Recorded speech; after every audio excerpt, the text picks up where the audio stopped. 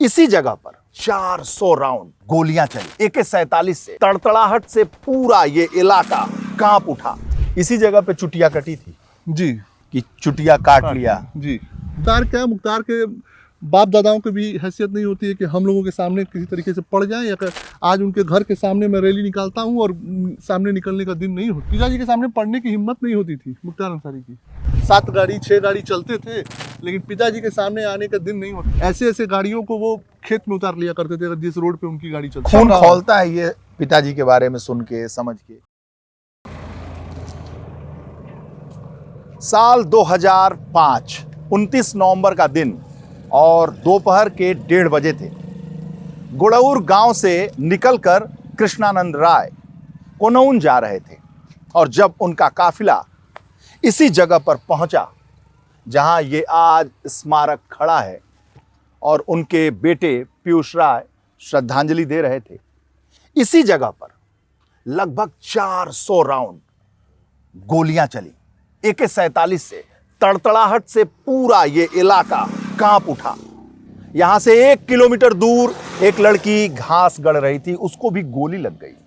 ये पूरा इलाका दहशत में आ गया। उस वक्त बच्चे थे पीयूष राय, जी हां, कृष्णानंद राय के बेटे।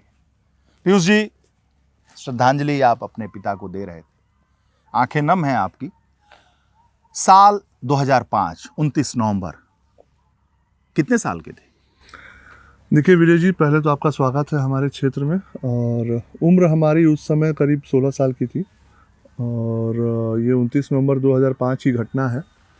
करीबन सुबह 10 बजे हमारे स्वर्गीय पिताजी अपने आवास से, क्योंकि त्रिस्तरीय पंचायत चुनाव की घोषणा हो चुकी थी, तो उसी संबंध में उनको कनवान गांव जाना था, जो हमारे गांव से करीब 4 किलोमीटर की दूरी पे है। और एक सियाड़ी गांव है हमारे गांव के बगल का, तो वहाँ पे उनको क्रिकेट मैच का भी उद्घाटन था जो पहले से सुनियोजित किया गया था। वो क्रिकेट मैच का उद्घाटन करके जब यहाँ करीब 12:30 1:30 बजे करीब पहुँचे, तो ये घटना उस समय की गई। तो आप लोगों को खबर कब मिली? खबर तो देखिए, घटना क्योंकि एक बृहद घटना थी और करीब उस समय कोई मोबाइल की सेवा बहुत उपलब्ध तो थी नहीं। कुछ ही गिने चुने लोगों के पास मोबाइल की सुविधा थी। करीब 1-1.25 घंटे या 1.5 घंटे बाद, करीब 2:30-3 बजे ये खबर हम लोगों के आवास गुड़ौर पे टेलीफोन पे बजी कि ऐसी ऐसी घटना, गोली चली है। घर पे जो हमारे उस समय बड़े भाई लोग थे वो लोग आए मौके पे, लेकिन घटना तो घट चुकी थी और वो शहीद। उस वक्त आप कहाँ थे? आपकी माँ कहाँ थी? नहीं, हमारी माता जी तो घर पे ही थी, गुड़ौर ही। लेकिन हमारी पढ़ाई शिक्षा सब हमारी दिल्ली, और दिल्ली से पूर्व में वहाँ पे हमारा कोटा में हमने अपना क्लास 10th 12th किया है। तो वहाँ पे शिक्षा दीक्षा चल रही थी। उस समय मैं कोटा था, क्लास 12th का स्टूडेंट था। तो यही उस समय की स्थिति थी। तो हमें जानकारी उस दिन भी नहीं हुई थी।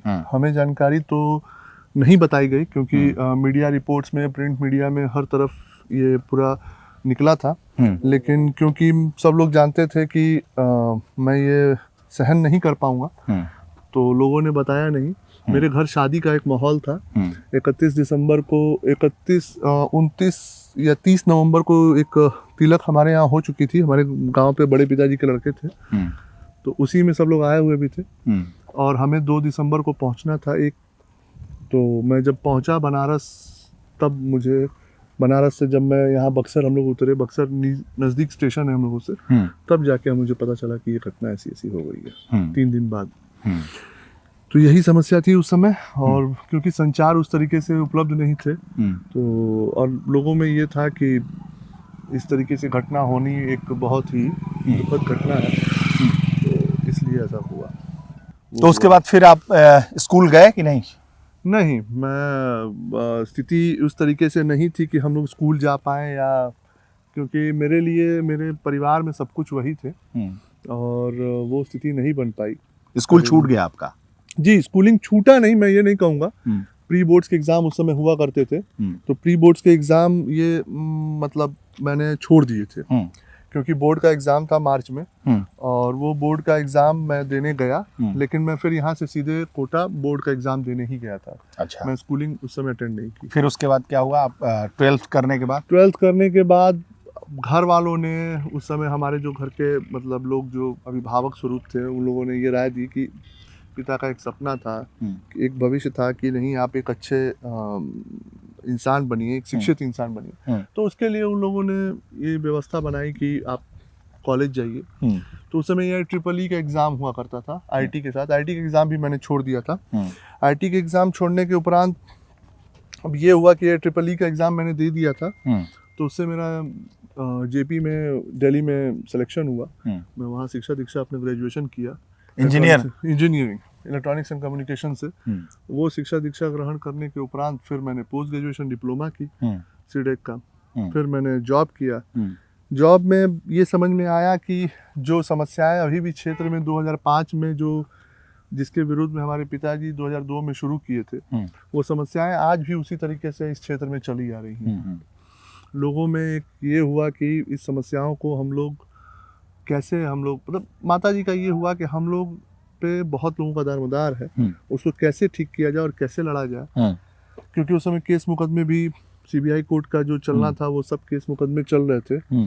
तो वो केस मुकदमे भी शुरू हो गए थे, काफ़ी पीक पे थे। उस समय परेशान करना, क्योंकि समाजवादी पार्टी की गवर्नमेंट थी, उनको परेशान करना, कार्यकर्ताओं को उस समय जो भी गवाह थे उनको धमकाना, तो ये सब प्रक्रिया हो रही थी। और माता जी इसको अकेले संभाल नहीं पा रही थी, क्योंकि विधायक हो चुकी थी माता जी, जो बाई इलेक्शन हुआ था। तो इस प्रक्रिया के लिए, इस चीज़ों के लिए वहाँ उपस्थित होकर मुझे लगा कि अब जॉब छोड़ना पड़ेगा, क्योंकि अगर मुकदमा सही से निवारण या निस्तारण नहीं किया जाएगा तो ये समस्या नहीं सुधरेगी। तो कब जॉब छोड़ दिया आपने? मैंने जॉब छोड़ी 2011 में। ठीक। 2011 में मैंने 1 साल के लिए मैंने जॉब की थी।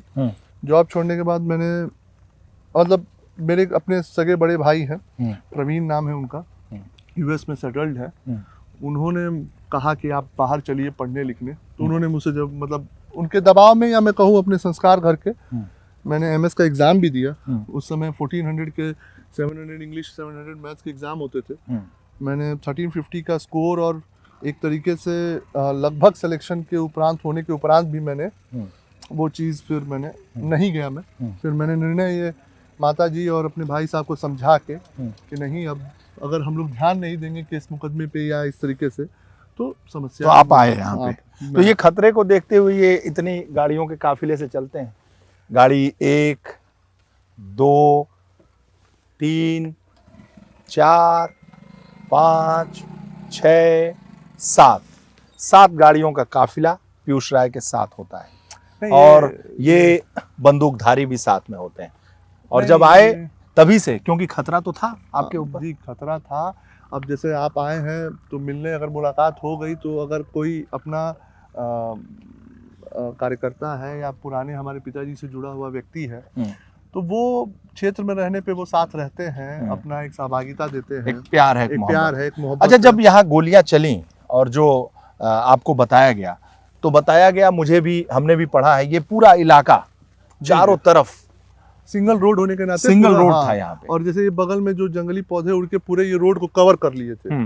तो ये अभी तो बहुत विकास हो गया। ये हमारे पूर्व सांसद जी ने चौड़ीकरण का मार्ग दिया, आदरणीय वीरेंद्र सिंह मंच जी ने, तो अभी तो चौड़ीकरण में चला गया। लेकिन ये सिंगल से भी छोटा रोड हुआ करता था, और क्योंकि करेली माटी होने के नाते यहाँ पे हल्की सी भी बारिश हो जाने पे ये रोड पूरी टूटी हुई रोड होती थी। अच्छा। ये मतलब इस पे चलने लायक रोड नहीं होती थी। क्योंकि पिताजी के पास एक बुलेट प्रूफ गाड़ी भी थी, वो इसीलिए बुलेट प्रूफ गाड़ी लेके नहीं निकले क्योंकि उनको ये था कि गाड़ी पंचर हो जाएगी, इतना रोड खराब था। और जानबूझ के रोडों को तोड़ा भी गया था जगह जगह पे, कि इस तरीके की सुनियोजित व्यवस्था बनाई गई थी। क्योंकि वो एक पूरा साल 2004 से 2005 एक पूरा साल केवल इसीलिए सुनियोजित किया गया था कि उनकी हत्या सुनियोजित तरीके से एक साल पूरी प्रिपरेशन लगी। आप इससे गौर करिए ना कि उस हत्या में शामिल लोग कौन कौन से थे। अतारुर रहमान बाबू, सेंट्रल एशिया का सबसे बड़ा माफिया, मुन्ना बजरंगी, राकेश पांडे, फिरदौस, हीरो, मतलब एक से एक जो उस समय, संजीव जीवा महेश्वरी, ये एक से एक लोग जो उस समय अपने अपने इलाके के बहुत बड़े सरगना हुआ करते थे, वो सबको एकत्रित करके पिताजी की हत्या में। अच्छा, ये जगह है जी, जहाँ गोलियों की बौछार से आपके पिता मारे गए जी जी और उनके साथ 7 लोग मारे गए। जी, पिताजी को लेके 7 लोग थे और उनमें उनके एक गनर थे निर्भय उपाध्याय जी, हाँ वो मौके पे एक्सपायर किए थे। हाँ उनके ड्राइवर थे मुन्ना यादव जी, शेषनाथ पटेल जी थे। हाँ उस समय के भूतपूर्व ब्लॉक प्रमुख थे आदरणीय श्यामा शंकर राय जी, रमेश राय जी थे। ये 7 लोग पिताजी के साथ वहाँ शहीद मौके पे ही हाँ। मृत्यु हो गई थी। तो जब लोग यहाँ आए तो बताया कि पूरा इलाका यहाँ लहूलुहान था, जी चारों तरफ जी AK-47 की गोलियां बिखरी हुई थी, जी चारों तरफ यहाँ एक तरह से सन्नाटा, एक भय का माहौल था। जी, भय का माहौल तो था ही, भय का माहौल क्योंकि 2004 से ही शुरू हो गया था, क्योंकि उससे पहले एक हमारे बहुत करीबी हुआ करते थे, हरिहरपुर के निवासी थे आदरणीय राजेश राय जी, उनकी हत्या कर दी गई थी। अच्छा। यही मोहम्मदाबाद तहसील के पास। हाँ। उससे पहले 2004 का लोकसभा का इलेक्शन था। एक आज जो बड़े माननीय बने पड़े हैं वो उस समय जेल से नए नए निकले थे। 2004 के लोकसभा इलेक्शन में कौन माननीय बने हैं? एक हुए हैं, आपने इंटरव्यू हाल ही में उनका लिया है, नाम लीजिए ना। नाम उनका अभय सिंह है। अच्छा। वो उस समय जेल से नए नए निकले थे। हाँ। तो वो यहाँ पे कन्विंसिंग करने, क्योंकि उनकी रिश्तेदारी एक हमारे विधानसभा में गांव है बासदेवपुर, हाँ। वहाँ उनकी रिश्तेदारी है और वो यहाँ आए थे अपना कन्विंसिंग करने। कन्विंसिंग में 2 हत्याएं 2004 के लोकसभा में हुई और एक उसमें झिनकू गिहार करके एक हमारे बहुत बढ़िया कार्यकर्ता थे, उनकी राइफल से करके गोली मारी गई थी। और एक हमारे शोभनाथ राय जी जो आदरणीय मनोज सिन्हा जी के सगे दया थे मोहनपुरा के, उनके स्टेशन पे गोली मारी गई थी। तो इस तरीके से माहौल 2004 में ही बना दिया गया था। उस समय अफजाल अंसारी 2004 का लोकसभा का इलेक्शन लड़ रहे थे। बूथ कैप्चरिंग, समाजवादी पार्टी की सरकार हो चुकी थी क्योंकि बीजेपी और बीएसपी का कोalition टूटा था। तो एक माहौल बना के उसी समय से तैयार किया गया था कि अब जो लोग हैं राजनीतिक जो रोड़े बने पड़े हैं उनके खिलाफ, उनको अब रास्ते से हटाया जाएगा। तो वही प्रक्रिया शुरू हुई। वो डर का माहौल लोगों में बना पड़ा था, लेकिन विधायक होने के नाते पिताजी के मन में एक चीज़ पहले से ये थी कि इस डर के माहौल में अगर मैं भी घर पे बैठ जाऊं या मैं भी अपने आप को पीछे खींच लूं तो इन माफियाओं का मन बढ़ जाएगा और ये अपने आप को इतना मनोबल कर लेंगे कि लोगों के मन से वो डर और भय निकल नहीं पाएगा। इसीलिए उनका निरंतर अब यहाँ प्रवास होने लग गया। ऐसे तो हम लोग बनारस में भी रहते थे पिताजी, क्योंकि लखनऊ जाना होता था, यहाँ आना होता था, लेकिन अब वो परमानेंट जब प्रवास करने लगे तो अब एक सुनियोजित तरीके से उन लोगों ने तैयारी शुरू कर दी कि अब इनको भी घेर के इसमें मार दिया गया। तो भी वही एक 2005 में 29 नवंबर को ये घटना हुई, क्योंकि उनको ये पता था कि जब तक पिताजी जिंदा रहते तब तक उनको अब विधायक यहाँ से नहीं बनना था।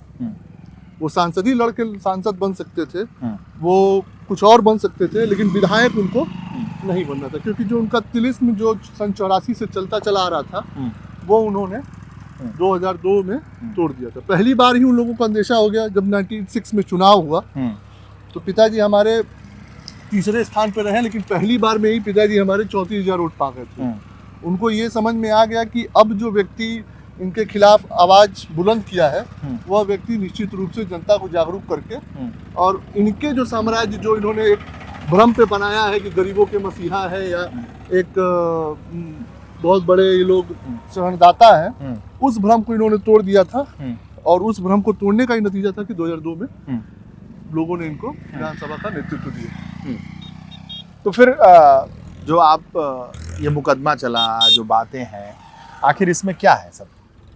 देखिए, मुकदमा पहले तो मुकदमा इतनी आसानी से चला नहीं। कौन कौन लोग इसमें शामिल रहे? देखिए, लोग तो अब तो वो मुकदमे के रिपोर्ट में भी आप चले जाएंगे तो मौके पे नहीं, जो वो उनसे उनकी क्या अदावत थी? अदावत देखिए समझने की सबसे बड़ी जरूरत है कि मुख्तार अंसारी और अफजाल अंसारी की बस एक यही अदावत थी राजनीतिक, कि उनके जो वर्चस्व सन 1984 से बना हुआ था वो वर्चस्व इन्होंने तोड़ दिया था। अब वो इनको ये दिख गया कि अगर ये व्यक्ति हमने अगर कई दिनों तक रहेंगे तो अब ये यहाँ पे हमारे राजनीतिक जो विरासत है उसको खत्म कर देंगे। और जब वो उनको धक्का लगने लगा तो जब, क्योंकि राजनीति के ही बेस पे इन लोगों ने अपनी अकूत संपत्ति बनाई हुई है, जब वही राजनीति खत्म हो जाएगी तो इनके काले धंधे खत्म हो जाएंगे, इनके जो वसूली है वो सब बंद हो जाते। अब वही चीज इन लोगों को खटकने लगी, क्योंकि शुरुआत इनकी राजनीति की मोहम्मदाबाद का ही देन है। तो जब वो हटा तब इन्होंने ये प्लान बनाया कि अब सुनियोजित तरीके से अगर इसकी राजनीतिक रूप से इसको नहीं हटाया गया, क्योंकि उनको ये पता था कि अब इस व्यक्ति को हम लोग चुनाव में नहीं हरा सकते, अब हराने का एक ही तरीका है कि हत्या करनी होगी।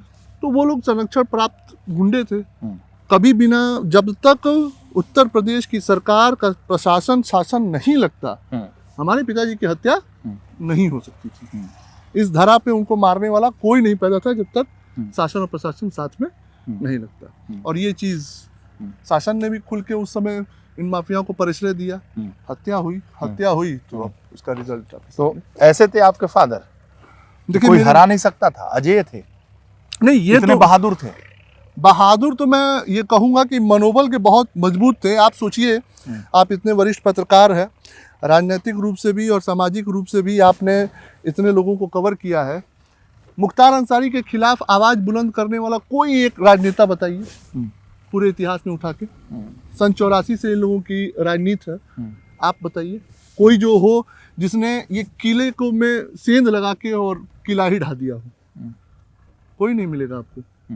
उस तरीके से जो आप सोचिए वो दौर कैसा रहा होगा कि एक तरफ एक ऐसा गुंडा और एक ऐसा माफिया जिसको अपने जीवन में काले कमाई से इस राजनीति को बेस बना के अपने अकूत संपत्ति अर्जन करना हो, और दूसरी तरफ एक ऐसा व्यक्ति जिसके मन में बस यही था कि मुझे यहाँ के लोगों को जागरूक करके इस गुंडे के जो साम्राज्य यहाँ स्थापित है उसको खत्म करना। इसी जगह पे चुटिया कटी थी जी, वो जो ऑडियो है ना, ऑडियो है कि चुटिया काट लिया। जी जी जी, चुटिया रखते थे राजनीति में, बहुत कम ऐसे लोग थे उस समय भी, इतनी बड़ी बड़ी चुटिया थी। मैंने भी एक बार मुलाकात की थी, देखा था मैं जी। कैंट स्टेशन के सामने मेरी ट्रेन थी, मैं जब वहाँ आया तो आपके फादर को मैंने देखा। मैं एक शख्स आप ही जैसे बीच में खड़ा है, मैं नहीं जानता था कृष्णानंद राय कौन है, नाम सुना था, इतनी बड़ी चुटिया थी जी। और पैजामा कुर्ता था और जूता था।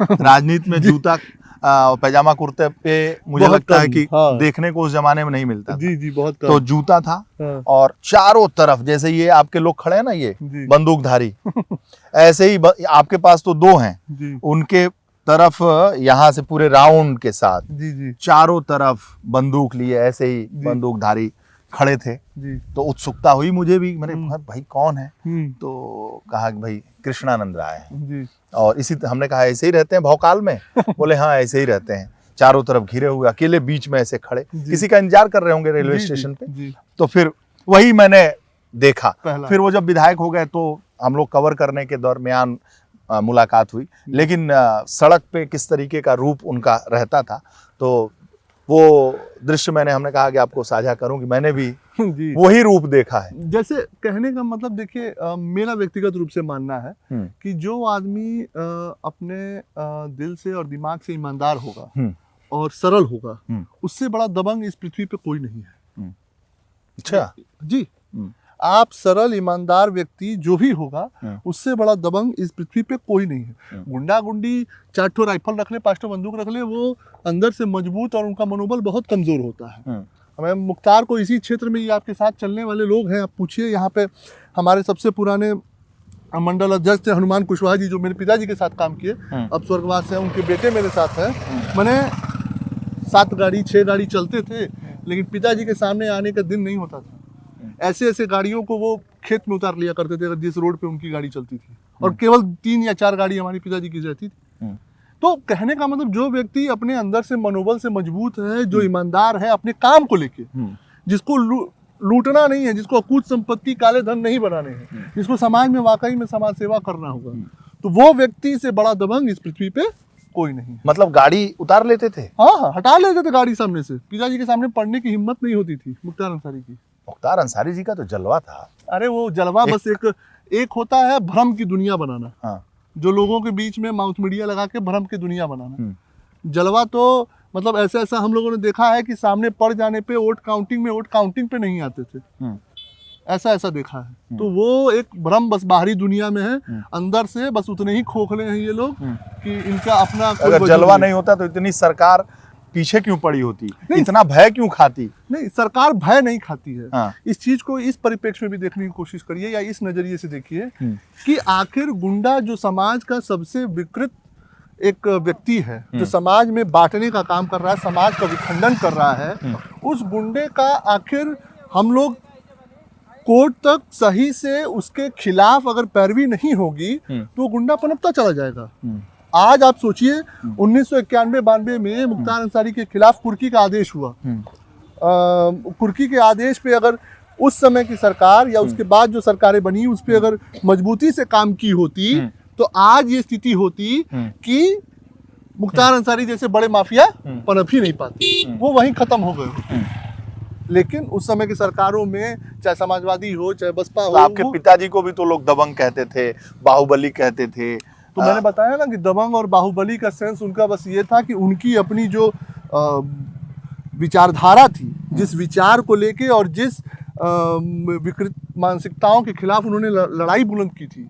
आप सोचिए ना, मैंने कैसे बताया कि आप एक इतिहास में उठाइए जो मुख्तार अंसारी के खिलाफ सामने सामने किसी ने अपना झंडा उठा के उसके खिलाफ विरोध किया हो, ऐसा कोई आपको नेता नहीं मिलेगा। इसीलिए तो कह रहा था कि जलवा था उनका। वो तो जलवा इसलिए था क्योंकि वो ईमानदार थे अपने काम के प्रति, अपने सोच के प्रति, अपने जो जनता के लिए जो जवाबदेही उन्होंने तय कर रखी थी कि इस क्षेत्र से माफियाओं को मैं खत्म करूंगा, उसी का कारण था कि वो दबंग थे और बाहुबली थे। और उससे सारे जो जितने ये सब गुंडे गुंडी थे सब डरते थे। यही कारण था, क्योंकि वो जानते थे कि उनके अपने भावना स्पष्ट थी कि मुझे किसी माफिया के किसी गुंडई को बर्दाश्त नहीं करना है इस क्षेत्र में। अच्छा पीयूष जी, ये चुटिया काटने वाली जगह यही है? सच में चुटिया काट ली गई थी? जी जी, उनकी सच में शिखा सच काटी में? गई, सच में अच्छा, शिखा काटी गई थी। वो गाड़ी में ही थे और उनके क्योंकि तिलक भी लगाते थे तो बकायदा उनके सर पे 3 गोली राइफल मतलब AK-47 से मारी गई, वो शिखा मिटाने के लिए। और वाकई अच्छा, ये टीका शिखा, हाँ, ये तिलक लगाते थे। हाँ। और चोटी काटी गई उनकी।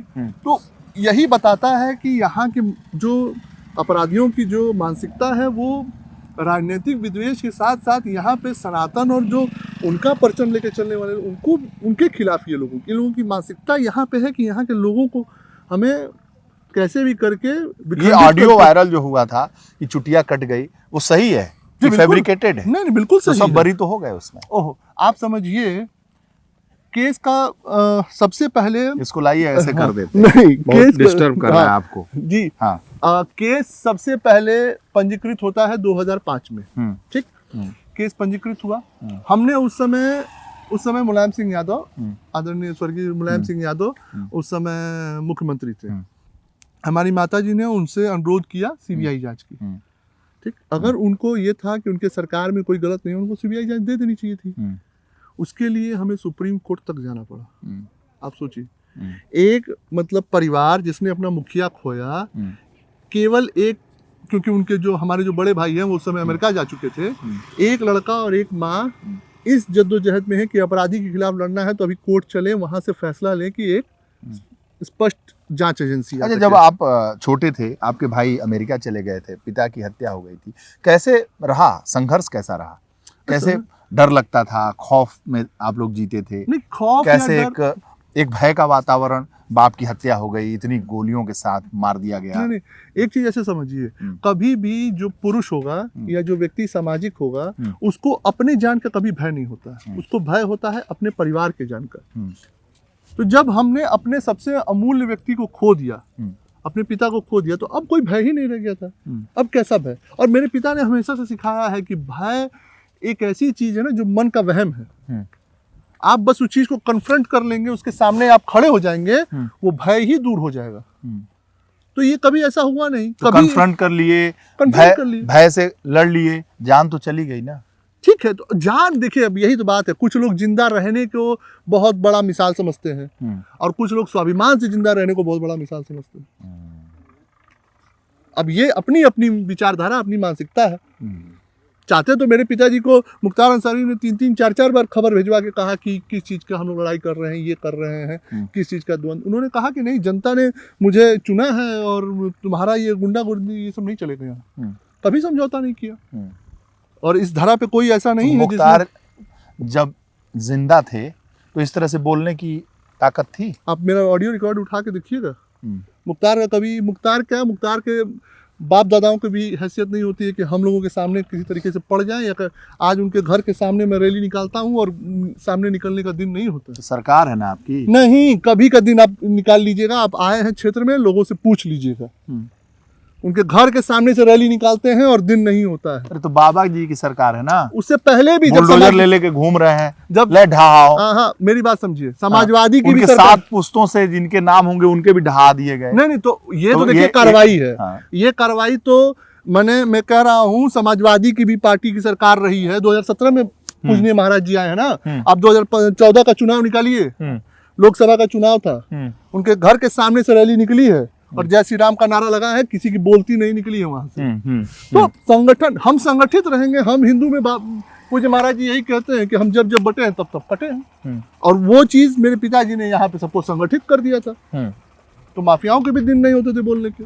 तो अफजाल अंसारी सांसद है ना इसी मोदी जी और अमित शाह जी के राज में और योगी जी के राज में। बिल्कुल सांसद है, लोगों ने जिताया है ना। लोगों ने जिताया है, लेकिन किन लोगों ने जिताया है, क्या मानसिकता है, क्या विकृतियां हैं? लंदन से थोड़े आ गए नहीं, बिल्कुल जिताने नहीं वाले। नहीं, यहीं की जनता में उनका प्यार है, उनके प्रति भरोसा है।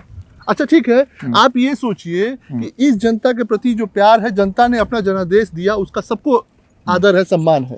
लेकिन आप सोचिए कि आज तक राजनीति के इस धारा पे जो व्यक्ति सन 84 से लेकर 2002 18 साल, हम जिस धारा पे खड़े हैं जी, वहां भी तो मुख्तार अंसारी का भतीजा मन्नू अंसारी विधायक है ना, विधायक है। भाजपा को तो जनता यहाँ साथ नहीं दी, देखिए उनके परिवार को ही साथ दी। अगर वो तो ये गलत रास्ते पे होते अगर तो क्यों उन पे भरोसा करती जनता? तो अगर 95,000 वोट पाके हारा हूँ और 1,10,000 वोट पाके वो जीते हैं, तो क्या 95,000 लोग इसलिए 1,10,000 लोग इसलिए सही हो जाते हैं क्योंकि मन्नू अंसारी यहाँ चुनाव जीत गए हैं?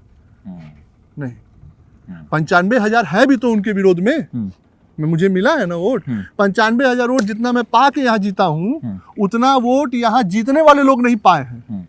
अगल बगल के विधानसभा में तो जीत हार ही देखी जीत हार, और जीत हार का आकलन केवल इस पे नहीं होता है, केवल एक पार्टी। हाँ सही बात है। कितना एक अरे भाई जब सत्ता में अभी आपकी सरकार है तो वो 100% के साथ थोड़ी है, उनके विरोध में भी तो वोट पड़ा है ना। वोट पड़ा तो वोट, लेकिन जीत तो आपकी पार्टी गई ना। हाँ, जीत हमारी पार्टी गई, तो जीत हमारी मन्नू अंसारी जीते। मैं यही जानने की कोशिश कर रहा हूँ कि जो मुख्तार अंसारी का परिवार है, अफजाल अंसारी का परिवार है, यहाँ लोगों में एक गरीबों के मसीहा के तौर पर लोग उनको पूजते हैं, लोग उन पे विश्वास करते हैं, लोग उन पे भरोसा करते हैं। यही वजह है कि मोदी जी, अमित शाह जी की रैली के बावजूद, योगी जी की प्रचंड ताकत के बावजूद वो सांसद होते हैं, उनका भतीजा विधायक होता है। इसके पीछे सबसे मूल जो वजह है, यहाँ के लोगों में जो जाति को लेकर विखंडन है।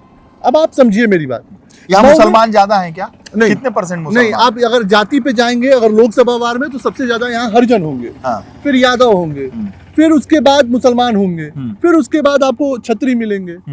तो आप इस जाति पे भी चले जाएं, या आप ऐसे सोचिए कि जिन यादवों की हत्या मऊ में होती है, मतलब आप ये कहना चाहते हैं कि हिंदू विखंडित है, जिसकी वजह से मुसलमान कम होने के बावजूद भी वो जीत रहे हैं, यही ना? जी बिल्कुल। तो ये तो कमाल है ना, ये पूरा देश जानना चाहता है। और वो खुद ये इस बात को कहते हैं, खुद ये बात को कहते हैं अफजाल अंसारी, और ताल ठोक के कहते हैं कि मैं हिंदुओं के लिए, सबके लिए काम करता हूँ, और जब मैं सबके लिए काम करता हूं तो सबका भरोसा और सबका विश्वास मेरे पर है। मैं जाति धर्म देखकर विश्वास किसी में विभेद नहीं करता और कोई काम नहीं करता। मैं हिंदुओं का भी उतना ही काम करता हूं जितना मुसलमानों का। यही वजह है कि हिंदू उन पर भरोसा करता है। ये सवाल है, ये सवाल है। पूछिए क्या काम करते हैं, एक काम पूछिए। गरीबों की मदद करते हैं, क्या शादी ब्याह? आप ये बताइए, मतलब ऐसा परसेप्शन है तभी तो। आप ये बताइए, उस गरीब के घर में, जिसके घर में शादी है, उसकी बेटी की शादी है, आपने उसको 5,000 रुपया दे दिया, ये मदद है? कि उस गरीब का उन्मूलन हो जाए, उसकी गरीबी खत्म हो जाए, ये मदद? अरे देश से गरीबी ने उन्मूलित हुई तो कहां से? क्यों नहीं? प्रधानमंत्री जी को देखिए, आज इस देश में इंदिरा जी भी गरीबी हटाओ करती थी, वो देती और मोदी जी भी गरीबी हटाओ करते थे। दोनों में अंतर है। तो सब गरीबी तो हटती रहेगी? नहीं, गरीबी नहीं हटती रहेगी। आप इसको आंकड़े पे आइए ना। आप 2014 से पहले इसी संसद में, देखिए ये आंकड़ों पे अगर हम बात करेंगे तो बहुत लंबी व्याख्या हो जाएगी। मैं ये जानना चाहता हूं कि ये हिंदू बाहुल्य इलाका है, जी। यहाँ से हिंदू बाहुल्य इलाके में मोदी योगी की डबल इंजन की सरकार में अफजाल अंसारी साहब जीत जाते हैं, मनु अंसारी जीत जाते हैं और भारतीय जनता पार्टी हार जाती है, आपका परिवार हार जाता है, कृष्णानंद राय जी का परिवार हार जाता है। आखिर ऐसा वो क्या करते हैं? ऐसा वो ये करते हैं कि वो एक तो हिंदुओं में जो आपसी मनमुटाव या मतभेद है, एक वजह वो जातियों में जो वो लड़ाते हैं यहाँ पे लोगों को, अगड़ों को पिछड़ों से, अगड़ों को पिछड़ों से लड़ाना, यादव को यादव से लड़ाना, यादव को भूमिहार से लड़ाना, भूमिहार को ब्राह्मण से लड़ाना, ये लड़ाई है। और दूसरी तरफ जो हम लोगों की राजनीति है, हमें ये है कि हम हिंदू एक हैं। तो जोड़ तो नहीं पाते आप? क्यों नहीं? अच्छा, जीते नहीं है क्या? हमारे पिताजी 2002 में चुनाव जीते, किसकी सरकार थी? 8000 से अफजाल अंसारी को हराया, पूरे चर्चा का विषय था, किसकी सरकार थी? हमारी माताजी 2014 में जीती, किसकी सरकार? 2017 में जीती, किसकी सरकार थी? अखिलेश जी की। तो ऐसा नहीं है, जीते हैं 4 बार 3 बार यहाँ से विधायक रहे हमारे माता पिता। ठीक है, राजनीति है, जनादेश जनता को देना है, जनता कभी जनादेश हमारे पक्ष में, कभी उनके पक्ष में। लेकिन क्या ये बताइए, जनादेश जनता का देना उनको यहाँ पे भगवान बना देगा क्या? क्या उनके किए हुए गलत काम सही हो जाएंगे क्या? जनता का जनादेश एक चुनाव का है जो हर 5 साल पे होते हैं। तो इसका क्या मतलब कि वो यहाँ के मसीहा हो जाएंगे? आप ये देखिए, ये पूरा सिवाना, ये जो आप जहाँ खड़े हैं, ये बसनिया में आता है, एक सुरमी गांव है। ठीक है, यहाँ से थोड़ा सा उधर चलेंगे उत्तर की तरफ तो मेरा गांव आता है।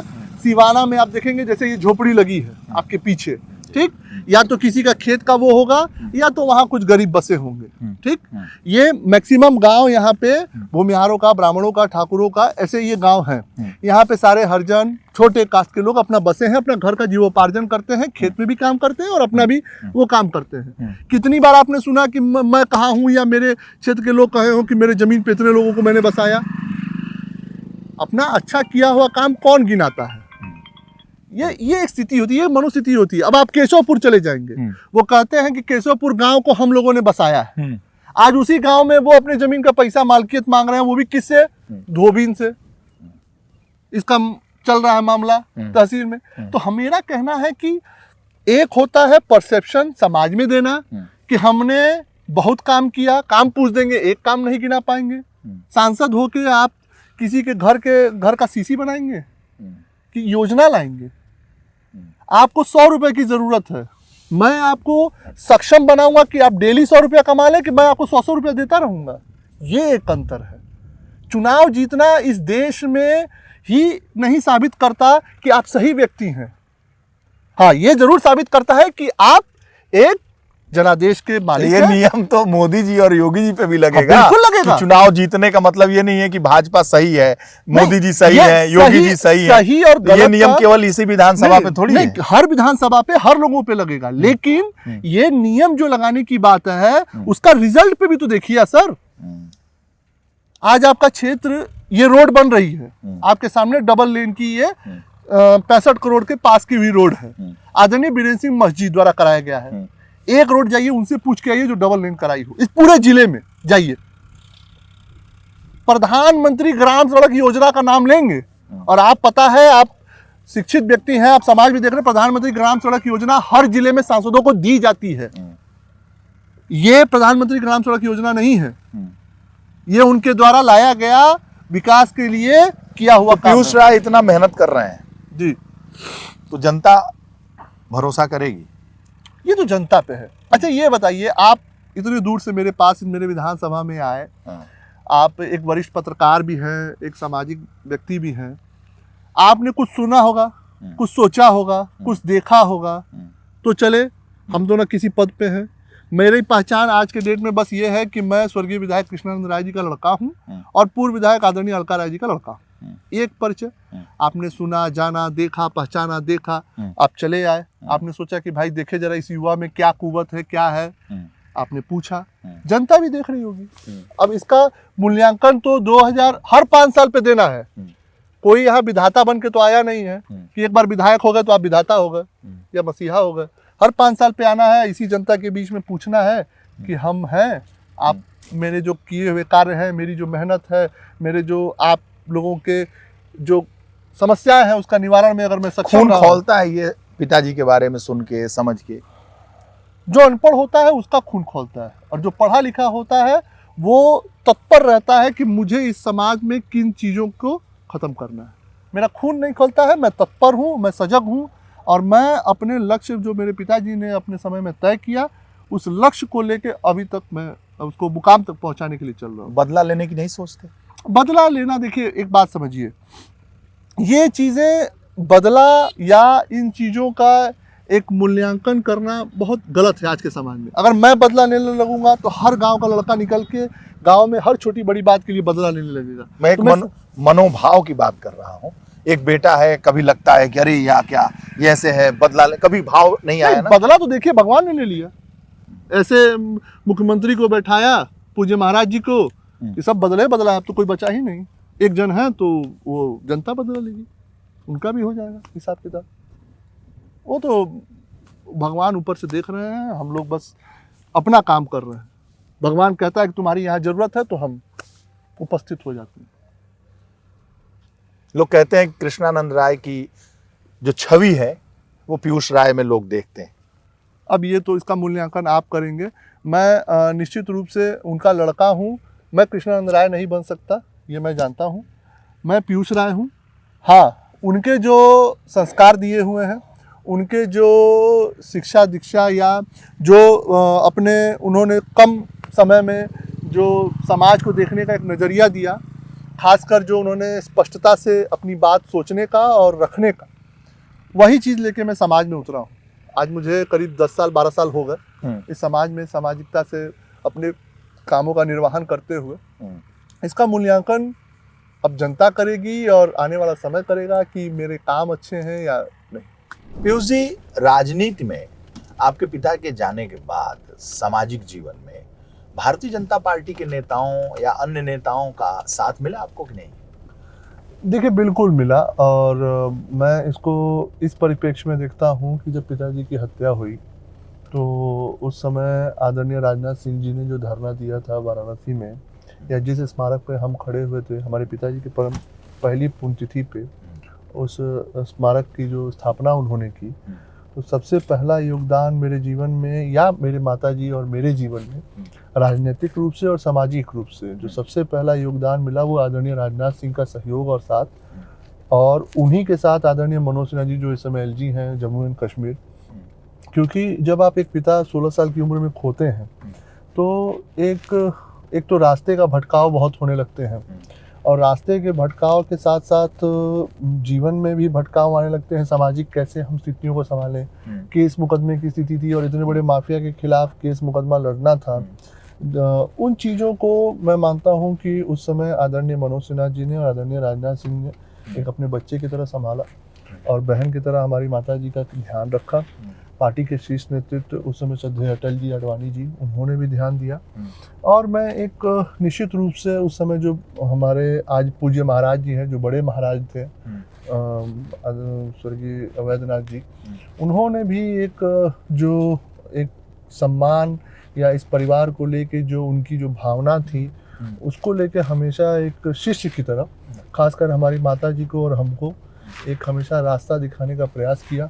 राजनीतिक आगे कैसे एक रास्ते को हम बनाएं, इस माफिया के खिलाफ कैसे अपनी लड़ाई को और बुलंद कर सकें। उसी तरीके से मैं मानता हूं कि बड़े महाराज जी और अभी जो हमारे मुख्यमंत्री हैं पूज्य महाराज योगी आदित्यनाथ जी का हमेशा संरक्षण रहा, और हमेशा एक पिता के न होने के बाद जो एक पिता का हाथ होता है, जो सर होता है, जो छत होती है सर पे, वो हमेशा उन लोगों ने बना के रखा। और ऐसे ही एक संबंध में मैं आदरणीय पूर्व सांसद धनंजय सिंह जी का भी नाम लूँगा, क्योंकि यह संबंध हमारे पिताजी से कैंटोनमेंट में जो गोलीबारी चली थी मुख्तार से, एक लौते ऐसे व्यक्ति थे आदरणीय धनंजय सिंह जी जो मौके पे वहाँ थाने पे पहुँचे, पिताजी के सहयोग में अपने संबंधों को देखते हुए। मैं मानता हूँ कि वो एक कर्ज है एक पुत्र होने के नाते, कि वो कर्ज मैं जब तक जिंदा हूँ जो सांसद जी ने किया हमारे पिताजी के लिए, वो कर्ज मुझे अपने जिंदा रहने तक उनके साथ उसको निभाना है। और जो आपकी यात्रा है जो आगे की, वो किसके बदौलत बढ़ाएंगे, क्या करेंगे? देखिए यात्रा तो ये 2005 से शुरू है और निश्चित रूप से यह यात्रा अकेले शुरू की थी मैंने, लेकिन आज मैं ये कह सकता हूँ कि मोहम्मदाबाद के सभी क्षेत्रवासी जो भी हैं, आज पिछली चुनाव में मुझे 94-95 हज़ार वोट मिला, वो लोग जो हमेशा एक आशीर्वाद बनाए रहते हैं मेरे ऊपर, तो वो एक यात्रा में तो मेरे सबसे बड़े सहयोगी हैं, मेरे सबसे बड़े मैं कह सकता हूँ एसेट हैं। लेकिन मैं मानता हूँ कि जैसे आज पूज्य महाराज जी हैं, उनका हमेशा से दिशा निर्देश मिलता रहता है क्षेत्र में की समस्याओं को लेके उनको किस तरीके से निस्तारण करना है, क्योंकि अभी उम्र मान लीजिए 36-37 की उम्र है। अब उस चीज़ों को लेके उनका एक मार्गदर्शन, उनको एक पथ प्रदर्शक के रूप में मैं दिखता भी हूँ, और मैं उनके अपनी जीवन शैली को भी मैं अपने जीवन में आत्मसात करता हूँ कि जिस स्पष्टता से उन्होंने अपना गवर्नेंस दिखाया है माफियाओं के खिलाफ, कोशिश करता हूँ कि उसी स्पष्टता से मैं भी जनता के बीच में अपनी सेवा को तत्पर रखूँ। हमारे आदरणीय सांसद धनंजय सिंह जी भी हैं, वैसे तो मैं उनको एक मानता हूँ कि जितने स्पष्ट व्यक्ति हैं और जितने सरल स्वभाव से वो अपनी बातों को रखते हैं, समाज से हर किसी व्यक्ति से मैंने कुछ न कुछ सीखा है। उन्हीं चीज़ों को अपने जीवन में भी लागू करता हूँ, उन्हीं के तौर तरीक़ों से सीख के मैं अपने क्षेत्र में अपने जो भी पिताजी के जो सपने हैं, जो लक्ष्य है, उसको पूरा करने की कोशिश करता हूँ। तो निश्चित रूप से इन लोगों का साथ हमेशा बना रहता है। आदरणीय मनोज सिन्हा जी का भी एक हमेशा रहता है कि एक पुत्रवत संबंध, पिता व पुत्र का जैसा संबंध है, उनका भी स्नेह और आशीर्वाद मिला रहता है। तो निश्चित रूप से जब इन लोगों का हाथ सर पे है तो रास्ता सुगम ही होगा। चलिए, बहुत बहुत धन्यवाद, उज्जवल भविष्य के लिए आपके लिए। बहुत ऐसे ही आप अपनी यात्रा को आगे धन्यवाद वीरेश भैया, बहुत बहुत धन्यवाद।